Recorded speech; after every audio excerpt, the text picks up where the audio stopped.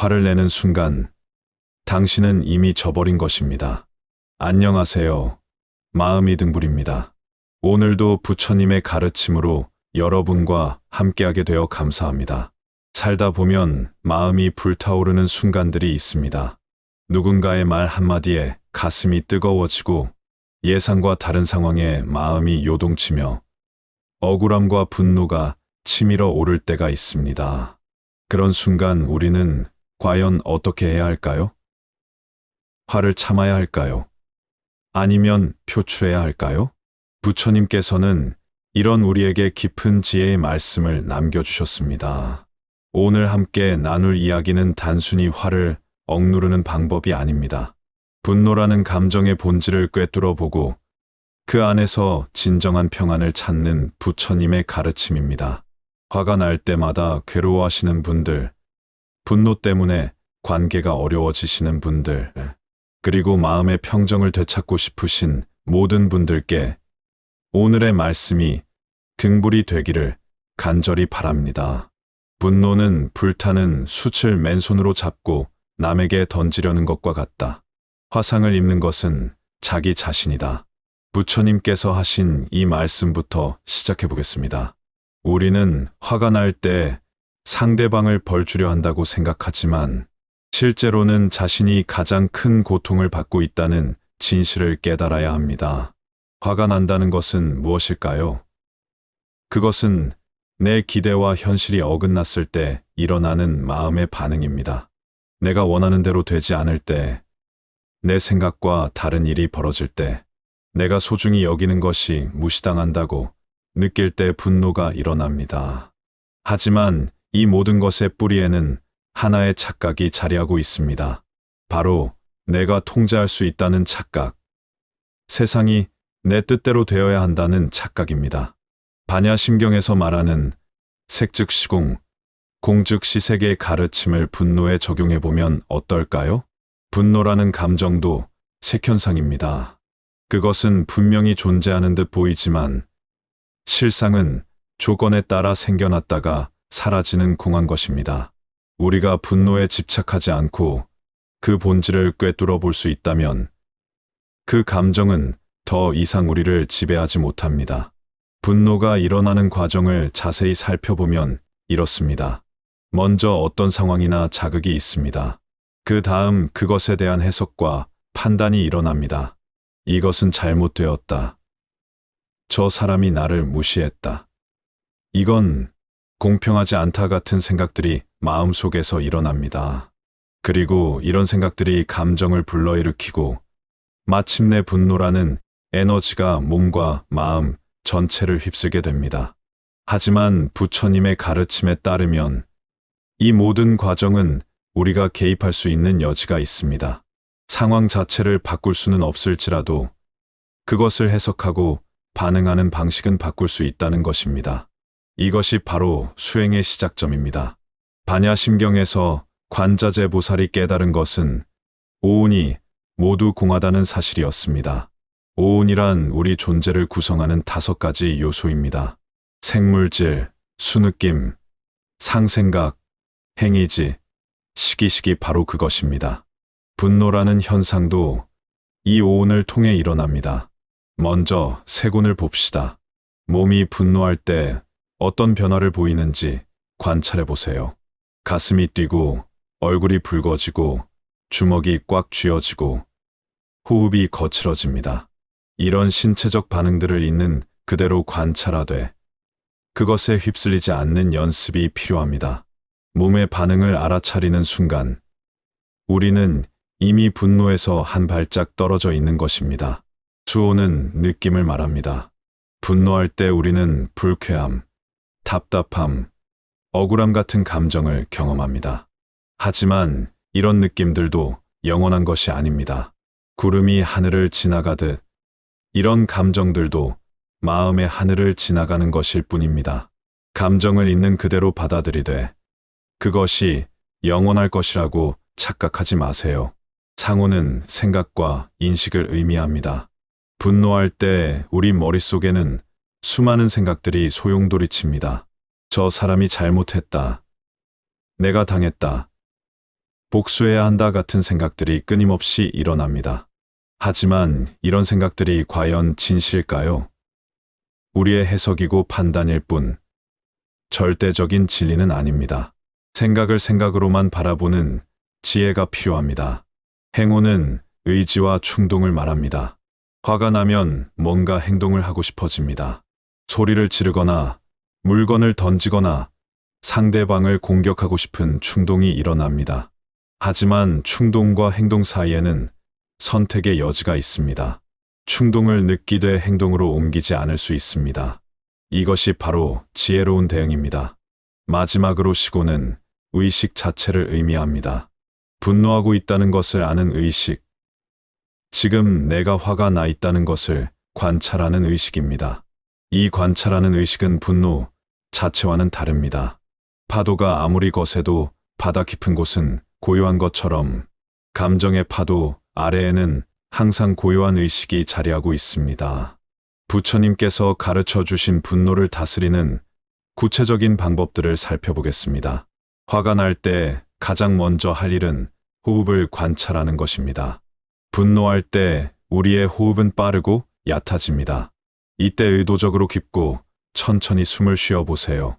들숨에 집중하고 날숨에 집중하면서 점차 마음을 진정시킵니다.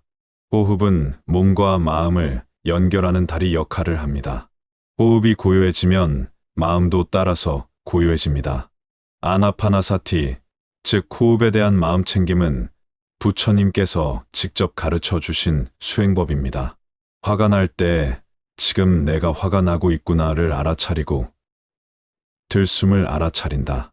날숨을 알아차린다 하고 마음으로 말하며 호흡에 집중해 보세요. 단 몇 분만 이렇게 해도 마음의 온도가 현저히 내려가는 것을 경험할 수 있습니다. 부처님께서는 분노의 반대는 자비라고 말씀하셨습니다. 화가 나는 상대방에게 자비심을 베푸는 것이 분노를 치유하는 가장 강력한 방법입니다. 처음에는 어려울 수 있지만 이렇게 시작해 보세요. 저 사람도 나처럼 행복하기를 원하는 존재구나. 저 사람도 나처럼 고통받기 싫어하는 존재구나. 저 사람도 나처럼 실수할 수 있는 불완전한 존재구나. 이런 생각을 통해 상대방의 입장에서 생각해보는 연습을 합니다. 더 나아가 저 사람이 행복하기를 바랍니다. 저 사람이 고통에서 벗어나기를 바랍니다.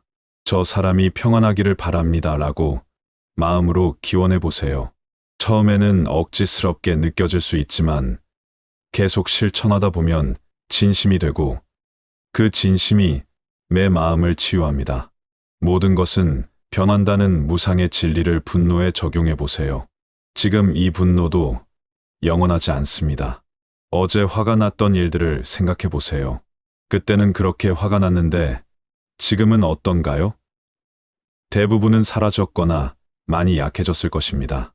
지금 이 분노도 마찬가지입니다. 시간이 지나면 반드시 변할 것입니다. 이것도 지나갈 것이다 라는 마음으로 분노를 바라보세요. 분노에 빠져서 마치 영원히 지속될 것처럼 착각하지 마시고 그것도 일시적인 현상일 뿐이라는 것을 기억하세요. 이런 관점을 갖게 되면 분노의 강도가 현저히 줄어듭니다. 분노의 대상이 과연 실체가 있는 것일까요? 내가 화내는 그 사람, 그 상황이 고정된 실체가 있는 것일까요? 반야심경의 가르침에 따르면 모든 것은 조건에 따라 생겨나고 사라지는 것입니다. 내가 지금 화내는 그 대상도 내 인식과 해석에 따라 달라지는 것입니다. 예를 들어 누군가가 나에게 무례한 말을 했다고 가정해 봅시다. 그런데 나중에 알고 보니 그 사람이 심각한 질병으로 고생하고 있었다면 어떨까요? 혹은 그 사람이 그날 큰 상실을 경험했다면 어떨까요? 그 순간 내 분노는 이해와 연민으로 바뀔 것입니다. 이것은 상황이 바뀐 것이 아니라 내 인식이 바뀐 것입니다. 이처럼 우리가 화내는 대상은 고정된 실체가 아니라 우리의 인식과 해석에 따라 달라지는 것입니다. 이것을 깊이 이해하면 분노에 덜 휘둘리게 됩니다. 이론을 아는 것과 실제로 적용하는 것은 다릅니다. 일상생활에서 분노를 다스리는 구체적인 실천 방법들을 살펴보겠습니다. 매일 아침 일어나자마자 이런 발언을 해보세요. 오늘 하루 어떤 일이 일어나더라도 마음의 평정을 잃지 않겠습니다. 화가 나는 일이 있으면 그것을 수행의 기회로 삼겠습니다. 모든 존재가 행복하기를 바라는 마음으로 하루를 시작합니다. 이런 발언을 통해 하루를 시작하면 실제로 화가 나는 상황이 왔을 때 좀 더 마음의 준비가 되어 있습니다. 마음의 자세를 미리 준비하는 것이 중요합니다. 화가 났던 상황들을 기록해 보세요. 언제, 어떤 상황에서, 무엇 때문에 화가 났는지, 그때 어떤 생각과 감정이 일어났는지, 어떻게 반응했는지를 자세히 적어 보세요. 그리고 그 상황을 부처님의 가르침으로 어떻게 다르게 해석할 수 있는지도 함께 적어 보세요. 이런 연습을 통해 자신의 분노 패턴을 이해하게 되고 점차 지혜로운 대응을 할 수 있게 됩니다. 글을 쓰는 과정 자체가 객관화의 과정이므로 마음이 진정되는 효과도 있습니다. 화가 날 때는 감사할 일들을 떠올려 보세요. 지금 이 순간에도 숨을 쉴 수 있고, 볼 수 있고, 들을 수 있다는 것, 몸이 건강하다는 것, 사랑하는 사람들이 있다는 것, 오늘도 무사히 하루를 보낼 수 있다는 것, 이런 감사한 일들을 떠올리면 마음이 따뜻해지고 분노가 자연스럽게 가라앉습니다. 감사는 분노와 공존할 수 없습니다. 진정으로 감사한 마음이 일어나면 분노는 설 자리를 잃게 됩니다. 이것은 마음의 법칙입니다. 분노는 대부분 관계에서 일어납니다. 가족, 친구, 동료, 심지어 모르는 사람과의 관계에서도 분노가 일어날 수 있습니다. 이때 어떻게 지혜롭게 대응할 수 있을까요? 모든 사람에게는 불성이 있습니다. 아무리 미운 사람이라도 그 안에는 깨달을 수 있는 본성이 있습니다. 상대방의 잘못된 행동에만 집중하지 말고 그 사람 안에 있는 불성을 보려고 노력해 보세요. 저 사람도 부처가 될 수 있는 존재구나. 저 사람도 지금은 번뇌에 사로잡혀 있지만 언젠가는 깨달음을 얻을 수 있는 소중한 존재구나 라고 생각해 보세요. 이런 관점을 갖게 되면 분노보다는 연민이 일어나게 됩니다. 자비롭다고 해서 무조건 참아야 하는 것은 아닙니다. 지혜로운 자비는 때로는 분명한 경계선을 설정하는 것을 포함합니다. 잘못된 행동에 대해서는 분명히 안 된다고 말할 수 있어야 합니다. 다만 그럴 때도 분노가 아닌 지혜와 자비로 대응하는 것이 중요합니다. 나는 당신의 이런 행동을 받아들일 수 없습니다. 하지만 당신을 미워하지는 않습니다. 라는 태도로 접근해 보세요. 행동은 거부하되 사람 자체는 거부하지 않는 것입니다. 용서는 상대방을 위한 것이 아니라 나 자신을 위한 것입니다. 원한을 품고 사는 것은 독을 마시고 상대방이 죽기를 바라는 것과 같습니다. 용서를 통해 내 마음속의 독을 제거할 수 있습니다. 용서가 어렵다면 이렇게 시작해 보세요. 나는 아직 용서할 준비가 되지 않았지만 언젠가는 용서할 수 있기를 바랍니다.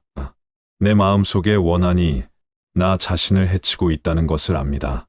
부처님의 자비로 이 원한을 녹일 수 있기를 기원합니다. 분노는 우리의 적이 아닙니다. 오히려 수행에 좋은 기회입니다. 분노가 일어날 때마다 우리는 다음과 같은 것들을 배울 수 있습니다. 분노는 우리의 집착을 드러내는 거울과 같습니다. 무엇에 화가 나는지 살펴보면 내가 무엇에 집착하고 있는지 알 수 있습니다. 명예에 집착하면 무시당했을 때 화가 나고, 돈에 집착하면 손해를 봤을 때 화가 나고, 통제에 집착하면 뜻대로 되지 않을 때 화가 납니다. 분노는 여기에 집착이 있다고 알려주는 신호등과 같습니다. 이 신호를 잘 활용하면 자신의 집착을 발견하고 놓아버릴 수 있습니다. 분노를 참는 것은 단순한 억압이 아니라 인내라는 덕목을 기르는 과정입니다. 인내는 바람일 중 하나로 깨달음에 이르는 중요한 덕목입니다. 화가 나는 상황에서 인내를 실천할 때마다 우리의 마음은 더욱 성숙해집니다.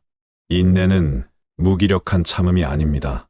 지혜로운 이해를 바탕으로 한 적극적인 선택입니다. 지금 화를 내는 것보다 인내하는 것이 모든 존재에게 더 도움이 된다는 확신을 가지고 실천하는 것입니다. 분노를 경험할 때마다 자비심을 키울 수 있는 기회를 얻습니다. 나도 이렇게 화가 나고 괴로워하는데 다른 사람들도 마찬가지일 것입니다. 모든 사람이 행복하기를 원하지만 어떻게 해야 행복해질 수 있는지 모르기 때문에 괴로워합니다. 이런 이해를 바탕으로 모든 중생에 대한 자비심을 키워나갈 수 있습니다. 내 경험이 다른 이들을 이해하는 자료가 되는 것입니다.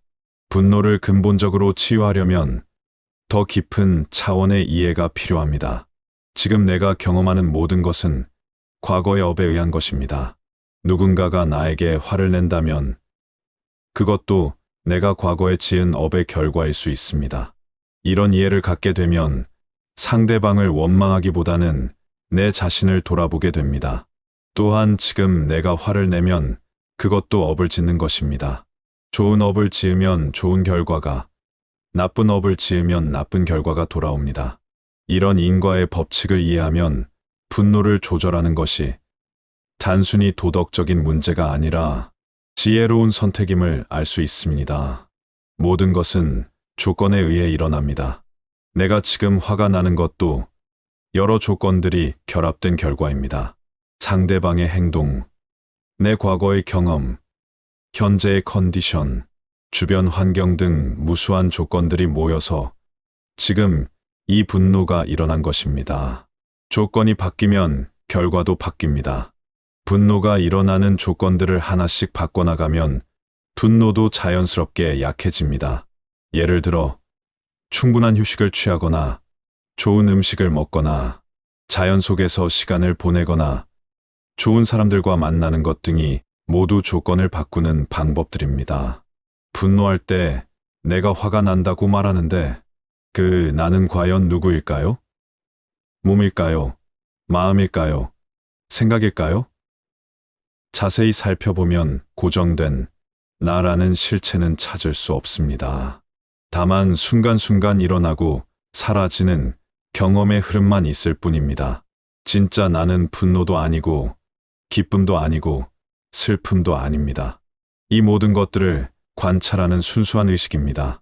이 순수한 의식을 발견하면 감정에 휘둘리지 않고 평온함 속에서 지혜롭게 대응할 수 있습니다. 분노를 다스리는 가장 근본적인 방법은 마음 챙김입니다. 매 순간 깨어있는 의식으로 내 마음을 관찰하는 것입니다. 분노가 일어나는 순간을 놓치지 말고 알아차려 보세요. 아, 지금 화가 나기 시작하는구나. 가슴이 뜨거워지고 있구나. 주먹을 쥐고 있구나. 공격적인 생각이 일어나고 있구나처럼 매 순간을 관찰합니다. 알아차림 자체가 치유입니다. 분노에 완전히 빠져 있을 때는 아무것도 할 수 없지만 분노를 관찰하고 있을 때는 선택권이 생깁니다. 지금 이대로 반응할까? 아니면 다른 방식으로 대응할까?를 선택할 수 있게 됩니다. 감정에 이름을 붙이는 연습을 해보세요. 화남, 화남, 짜증, 짜증, 분노, 분노처럼 지금 일어나는 감정에 라벨을 붙여보세요. 이렇게 하면 감정과 나 사이에 거리가 생깁니다. 내가 분노가 되는 것이 아니라 분노를 관찰하는 사람이 됩니다. 라벨링을 할 때는 판단하지 말고 단순히 사실만 확인하세요. 화가 나면 안 되는 데가 아니라 지금 화가 나고 있구나처럼 받아들이는 태도로 접근하세요. 분노는 마음만의 문제가 아닙니다. 몸에서도 분명한 신호를 보냅니다. 어깨가 올라가고 턱이 굳어지고 호흡이 얕아지고 심장박동이 빨라집니다. 이런 몸의 신호를 놓치지 말고 알아차려 보세요. 몸의 신호를 알아차리는 순간 의식적으로 이완시킬 수 있습니다. 어깨를 내리고 턱에 힘을 빼고 깊게 숨을 쉬고 주먹을 펴보세요. 몸이 이완되면 마음도 따라서 이완됩니다. 분노가 일어나는 상황에서 어떻게 소통해야 할까요? 화를 내지 않으면서도 내 입장을 분명히 전달하는 방법이 있습니다. 당신이 나를 무시했다 보다는 나는 무시받는다고 느꼈다라고 표현해 보세요. 당신이 잘못했다 보다는 나는 이 상황이 불편하다라고 말해 보세요. 이렇게 하면 상대방을 공격하지 않으면서도 내 감정과 생각을 전달할 수 있습니다. 나 전달법은 상대방의 방어 기제를 자극하지 않으므로 더 건설적인 대화가 가능합니다. 상대방도 마음을 열고 경청할 가능성이 높아집니다. 화가 난 순간에는 바로 말하지 마세요. 감정이 격해진 상태에서는 지혜로운 말을 하기 어렵습니다. 잠시 시간을 두고 마음이 진정된 후에 대화를 시도해 보세요. 지금은 감정이 격해져 있어서 제대로 이야기하기 어려울 것 같습니다. 조금 시간을 둔 후에 다시 이야기해도 될까요? 라고 말하는 것도 지혜로운 방법입니다. 상대방의 말을 진심으로 들어보세요. 분노할 때는 내 말만 하려고 하는 경향이 있지만 상대방의 입장을 이해하려고 노력해 보세요. 상대방도 나름의 이유와 사정이 있을 것입니다. 진정한 경청은 단순히 귀로 듣는 것이 아니라 마음으로 이해하려는 것입니다. 상대방의 마음을 이해하게 되면 분노가 자연스럽게 줄어들고 해결책도 찾기 쉬워집니다. 분노가 일어난 후에 대처하는 것보다 미리 예방하는 것이 더 지혜롭습니다. 충분한 수면을 취하고 있나요? 규칙적으로 식사하고 있나요? 적당한 운동을 하고 있나요?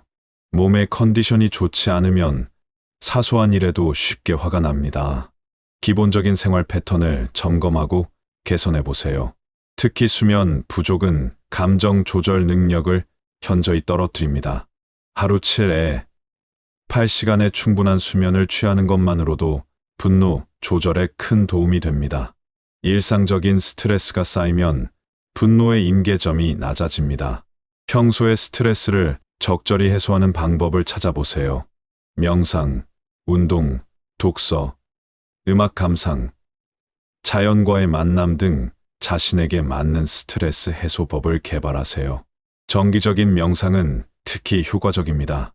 하루 1곡 내에 이 공분의 명상만으로도 마음의 평정을 유지하는 데 큰 도움이 됩니다. 선한 친구들 칼리아나미트라와 시간을 보내는 것도 중요합니다.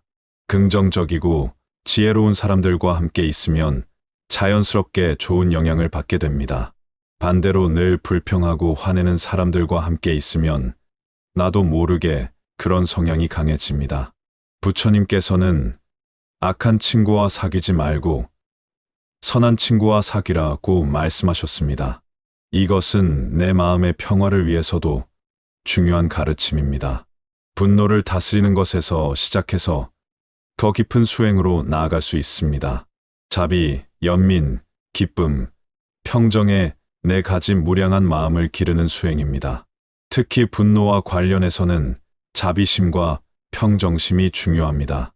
자비심은 모든 존재가 행복하기를 바라는 마음이고, 평정심은 좋고 나쁜 모든 상황에서 마음의 균형을 유지하는 것입니다. 이 두 마음을 기르면 분노가 일어날 여지가 줄어들고 일어나더라도 빨리 가라앉을 수 있습니다. 자신의 해탈만을 위한 수행을 넘어서 모든 중생의 해탈을 위한 보살행을 실천해 보세요. 내가 분노를 다스리는 것도 나만을 위한 것이 아니라 모든 중생을 위한 것이라고 생각하면 더 큰 동기와 힘을 얻을 수 있습니다. 분노를 다스리는 내 모습이 다른 사람들에게 좋은 영향을 줄 수 있습니다. 내가 평화로워지면 가족이 평화로워지고 직장이 평화로워지고 사회가 평화로워집니다. 매일 아침 일어나면서 이런 발언을 해보세요. 오늘 하루 분노가 일어나더라도 그것을 지혜로 바꿀 수 있는 힘을 주세요. 모든 중생이 분노에서 벗어나 평안하기를 기원합니다. 그리고 잠자리에 들기 전에는 하루를 돌아보면서 이렇게 기도해 보세요. 오늘 하루 화가 났던 순간들을 용서합니다. 내가 다른 이들에게 화를 낸 것도 용서를 구합니다. 모든 존재가 서로 용서하고 사랑하는 세상이 되기를 기원합니다. 분노를 다스리는 것은 하루아침에 되는 일이 아닙니다. 꾸준한 연습과 인내가 필요합니다. 하지만 포기하지 마세요. 부처님께서 우리 모두에게 그 능력을 주셨습니다. 우리 안에는 모든 감정을 다스릴 수 있는 지혜가 이미 있습니다.